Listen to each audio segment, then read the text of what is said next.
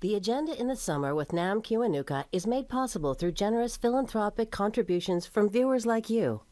Thank you for supporting TVO's journalism. Shimmering skyscrapers, modest homes, inspiring and uninspiring public places. Architecture shapes the space we occupy.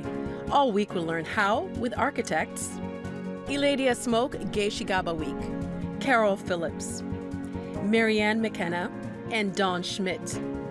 Tonight, great buildings. That's next on the Agenda in the Summer.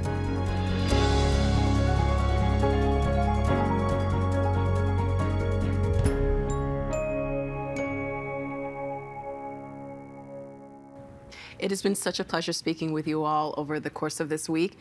In our final half hour, I wanted to talk about some of the architecture that inspires you and what makes for great architecture. But Eladia, you shared with me before we were taping, I don't want to put you on the spot, but you said that you actually wanted to get into architecture because you hate buildings?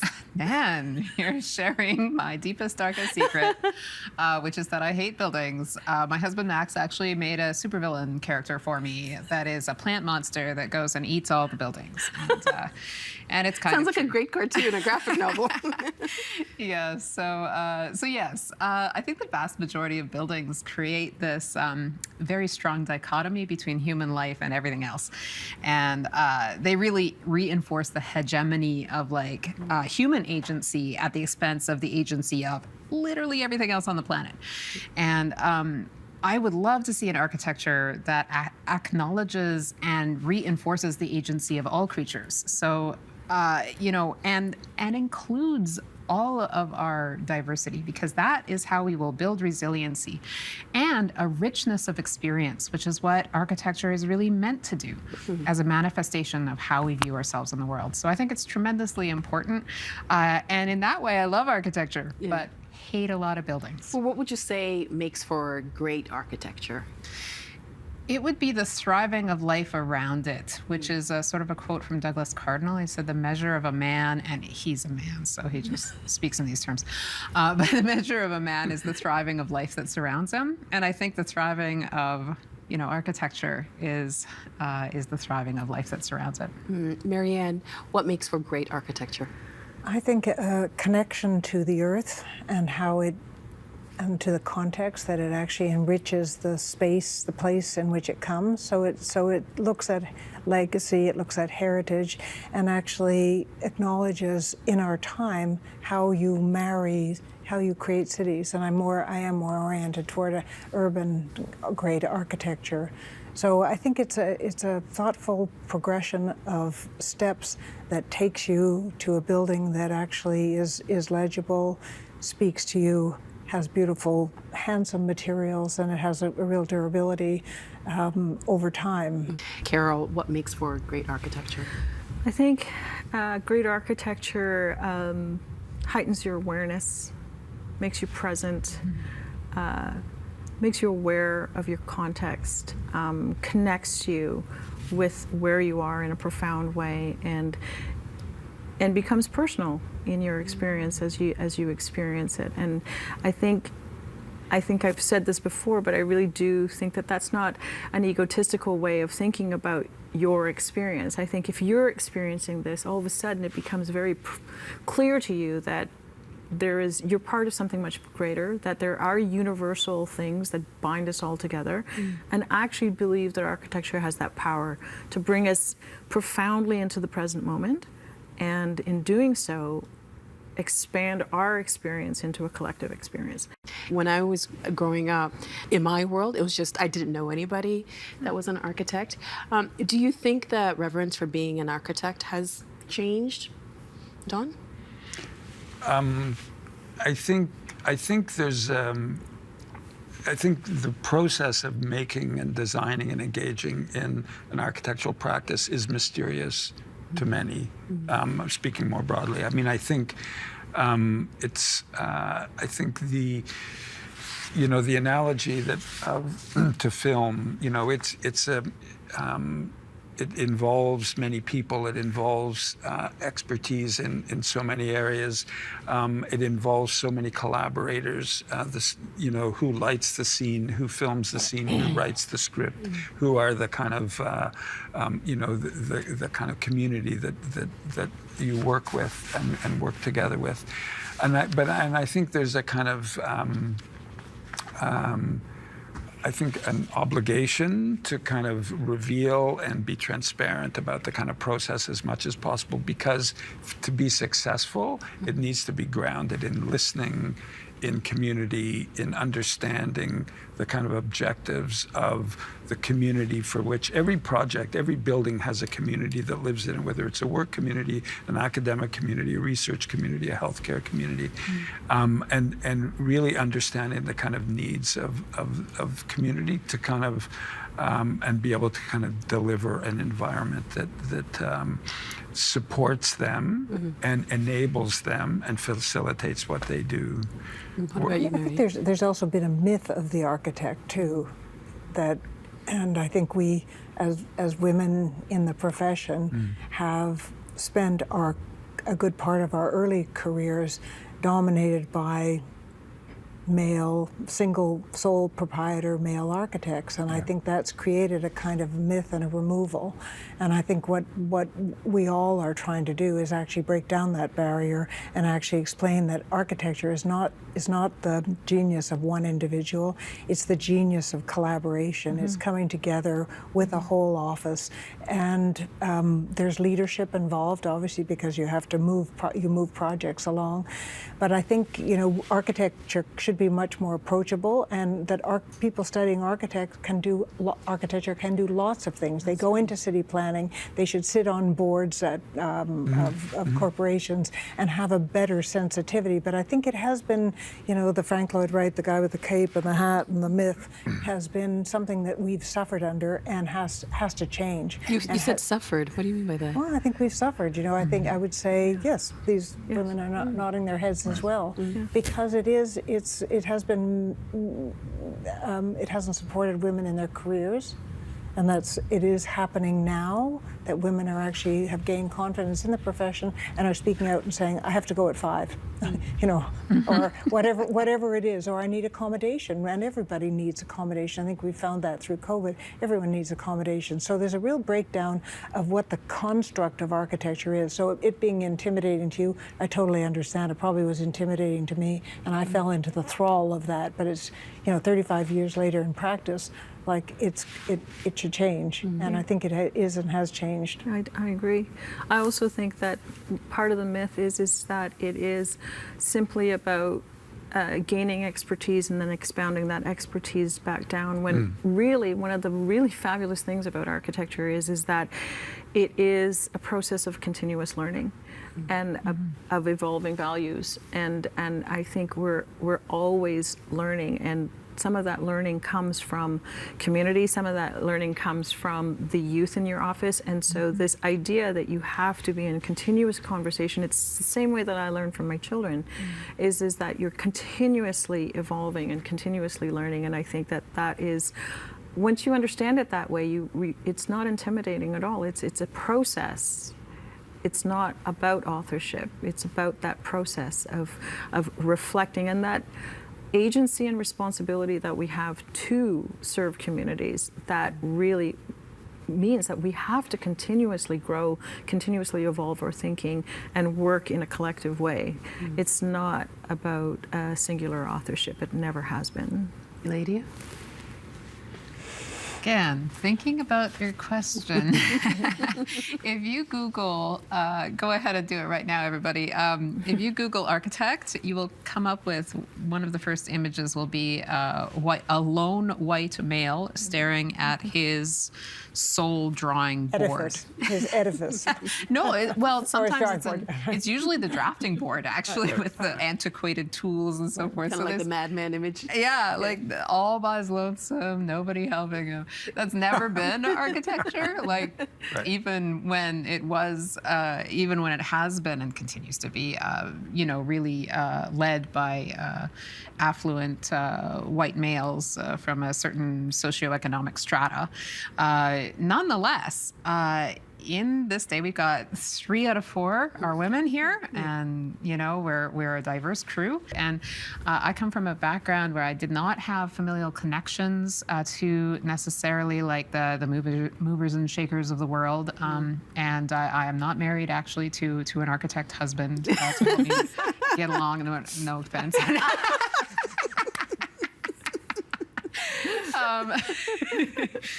So you can make it. All these things help. I will add, being white male and affluent does help an awful lot to become an architect. And having familial connections to the movers and shakers super helps. Having an architect husband helps. I'm not gonna be dishonest about any of that. But you can make it in this profession, even without all those things. I want young people to know that this profession has huge impact on the quality of people's lives. It is a place where you can learn a whole diverse series of things. You'll never have the same day twice. And so I'm never bored. And please consider it. Please come into the field of architecture because we need diversity. Well, I wanted to talk to you all about what inspires you. Eladia, I wanted to start with you. Is there a piece of architecture that inspires you? So I'm going to talk about an architectural typology as opposed to a particular piece of architecture. So I'm going to talk about the wigwam. So this is how Anishinaabeg Nation built in the Great Lakes region for millennia and continues to use this architectural typology today for a number of purposes. We actually just recently had the privilege of building one as a part of the architectural program at Laurentian University, right there in the central courtyard, this sort of prestigious location with all these colonial buildings sort of frowning down on it, but like our little wigwams there. And every year, architecture students come and reclad it with new birch bark pieces. So wigwam, the word comes from wigwas, which is birch bark, and it's made out of sustainably harvested saplings. The harvesting of these saplings is a respectful process whereby you sort of take out some of the understory plants. These are trees that will likely never reach adulthood or their full culmination because they're growing underneath an existing canopy. So they grow up super fast, super straight, super whippy. Anybody can handle them. The building of a wigwam was always and continues to be a community endeavor that brings people together to build this thing collaboratively. When I built one with, it was a whole team of people, but Art Patatagoose and Julie Pegamagabo from Atikameksheng First Nation were leading the process. And Joey Lynn Wabi sort of initiated it. She was from the Faculty of Social Work, so it was the architectural faculty and the social work faculty coming together. Before we built, I visited Chaging on Manitoulin Island, and their school, Kinjayawat, built over the course of 2 years a wigwam that brought together students, faculty, elders, and administrative staff at the school. And it's this beautiful space. So that's the image that you'll see. And Josh was kind enough, Josh Eshkak again, one of the elders who advises the space, took me through and for a tour of the structure, and then we built ours at Laurentian University. And so it has a number of cosmological significances, including doorways to the 4 directions, opening to the sky, connection to earth or KaaSheGaaBaaWeak, and a central space that's for a drum or the fire. So each of these directions has a whole wealth of teachings to them, which I'm not going to go through right now, but it is cosmologically significant and is essentially a spatial shorthand for what we believe humans are here for. That sounds wonderful. Marianne, I wanted to come to you next. I have an image of the Calgary Central Library. Can you walk us through what do you love about this building? Well, I think I'd start with the typology because I think doing a library, building a public library in in a city, for a community, is actually one of the highest callings. I think as other project types have fallen away, the library is something that welcomes community, that really is for people. And I think the building that Snowhetta did in a very difficult site, on a very difficult site, and resolving many of the transportation, the fluidity of the city. They put a building sort of shaped like almost like a football with pointed ends, and lifted it up over the transportation, over the rail corridor that went right through and under.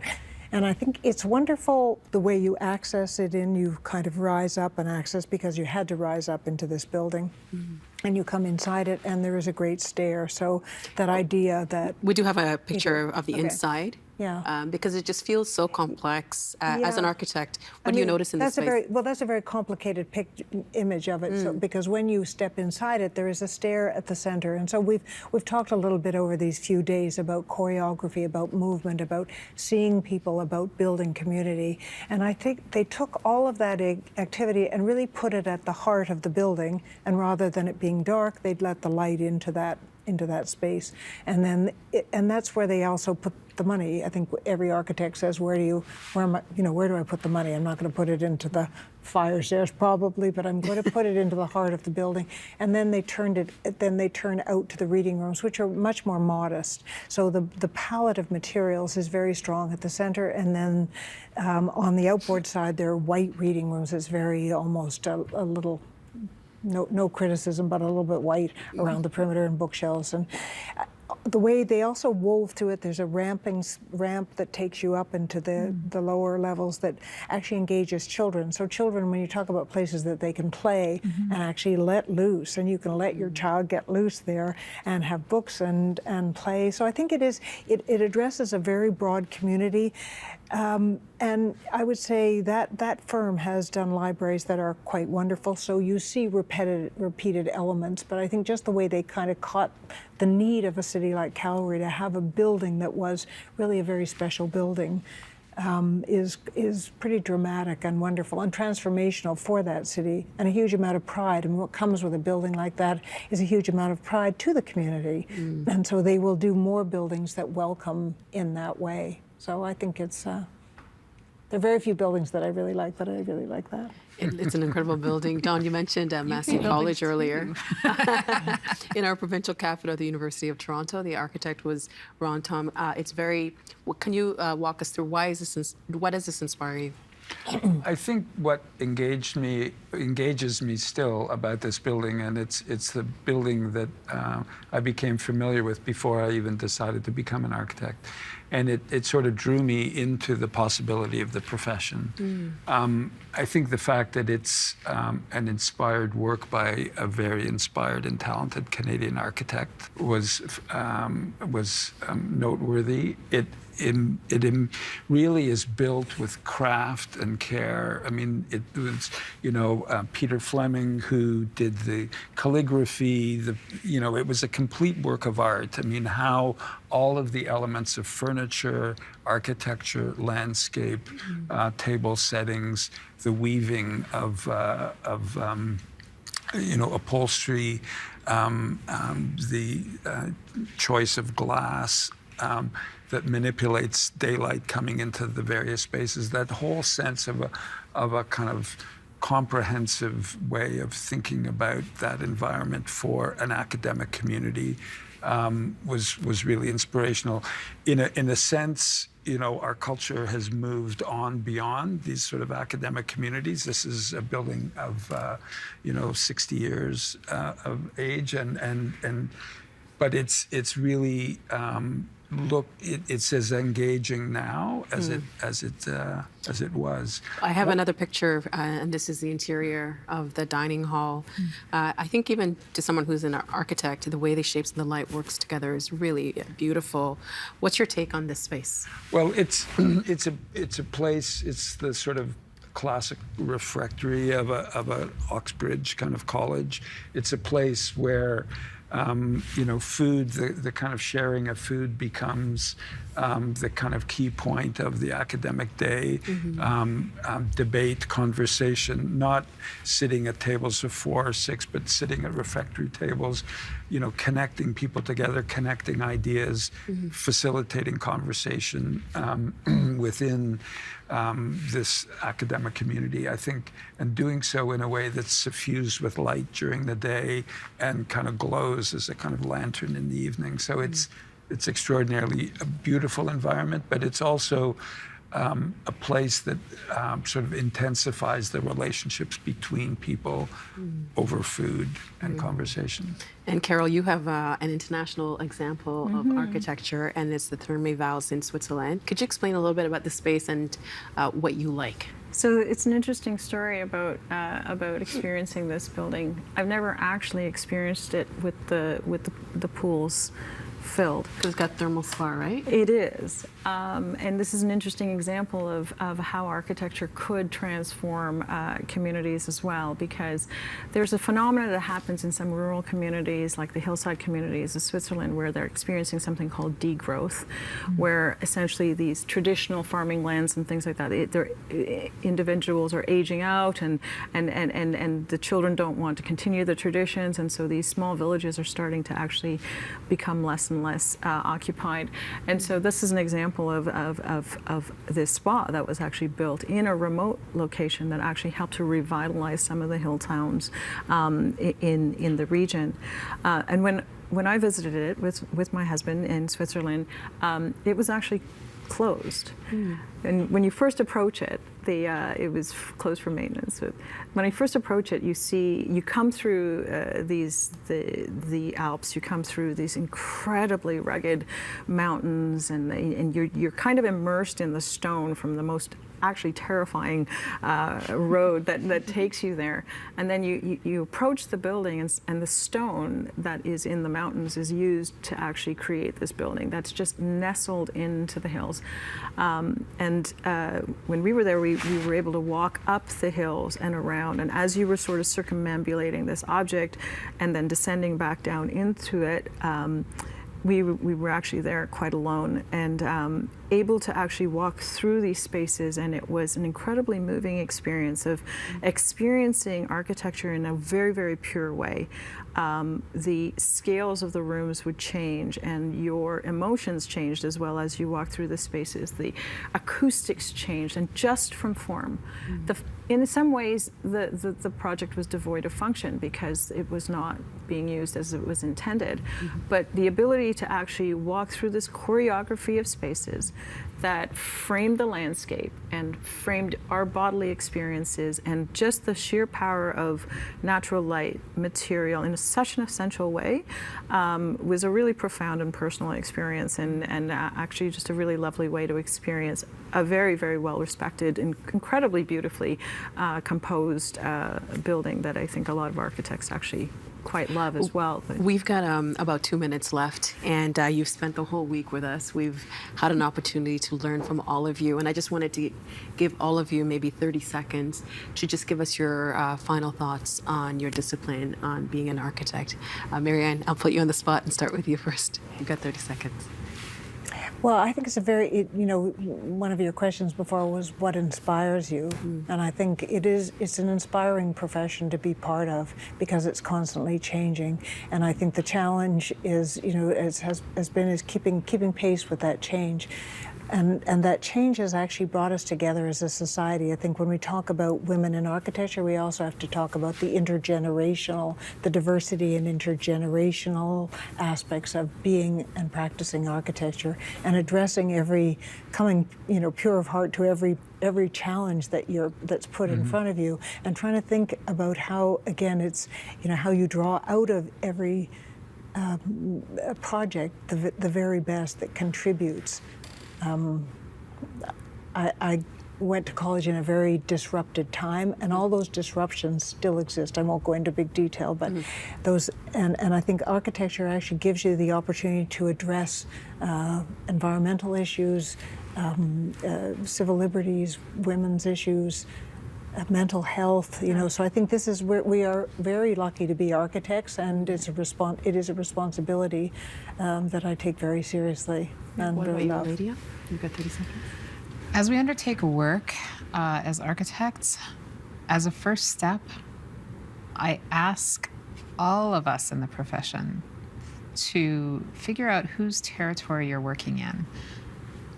Talk with the indigenous nations who have inhabited those territories for millennia. Our ancestors have teachings that can enrich shared endeavor in the contemporary realm. And as Canada figures out what's next for us, I think the indigenous voices need to be heard. And our built environments will benefit from these insights. So I really ask you to do that. And if you are a young indigenous person, try architecture. And what about you, Here, Don? here. The great responsibility, but also privilege of architecture is to be part of shaping the realm that enables our society, enables so many aspects of our society, and that opportunity to make buildings which heal, which generate positive environmental response, that create better communities for raising children, that create more equitable, accessible, and inclusive communities. All of those, the opportunity to kind of be in the middle of that, of the possibility and the responsibility of shaping environments is a profoundly important but profoundly gratifying role to kind of play. It's an extraordinary profession to be in. And what about you, Carol? Well, I think I echo some of the sentiments that have been said already, and it's a very purposeful time to be an architect. I think there's some big problems in the world that need creative problem solving, inspired creative problem solving, and at its very essence, architecture has the potential to connect us to each other and to connect us to the planet. And we have an opportunity through architecture to be generous and to be regenerative, and I think that it's really purposeful work that could really change communities and reflect communities for the better. And I think, as you mentioned, Dawn, it comes with responsibility, and it comes with potential, and it comes with the social gravitas of being able to pull communities together and actually help to contribute. So it's an exciting time, and I feel like I'm learning every day, all the time, and it really is a wonderful place to be. Yeah. My deepest gratitude to the four of you. I can't express how appreciative I am. You've been so generous with your time and with your expertise and your thoughts. We really, really appreciate it. Thank you so much. Thank you. Thank you. It's been a great conversation. Yeah. Thanks, Dan. Thank you. Our guests all this week were Eladia Smoke, KaaSheGaaBaaWeak, Principal Architect of Smoke Architecture.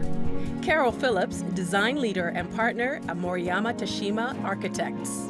Marianne McKenna, Founding Partner of KPMB Architects. And Dawn Schmitt, Principal of Diamond Schmitt Architects. Next week, the fundamentals of money. The agenda in the summer with Nam Kiwanuka is made possible through generous philanthropic contributions from viewers like you. Thank you for supporting TVO's journalism.